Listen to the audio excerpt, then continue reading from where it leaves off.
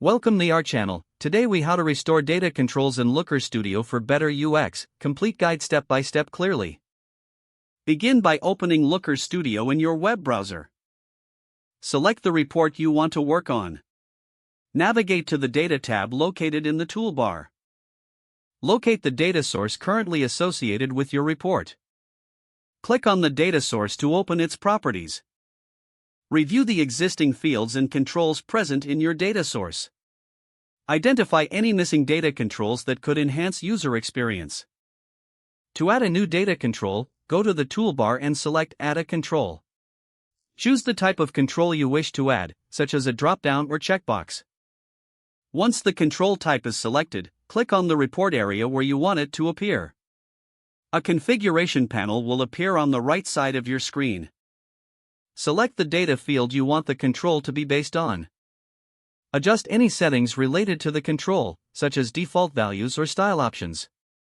Make sure to check how the control interacts with the other elements in your report.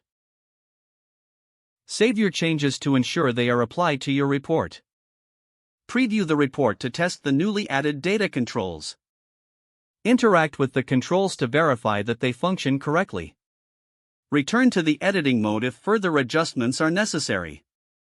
Consider feedback from users to identify any areas for improvement. Continue refining the data controls based on user experience.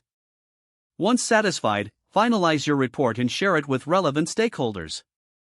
Regularly revisit your data controls to keep them updated with any changes in your data sources. This will ensure ongoing enhancement of user experience in Looker Studio. If the page does not load, refresh the browser or try again in a private or incognito window. Make sure you are using the correct email address, then retype it carefully to avoid small typos. If your password is not accepted, use the reset option and create a new strong password you can remember. Check your spam folder for verification or security emails, then complete any requested confirmation steps. Enable two-factor authentication if available to improve account security and reduce unauthorized access risk. After signing in, review your profile details so your contact information and settings are accurate. Don't forget to like this video and subscribe to our channel for more step-by-step tech guides.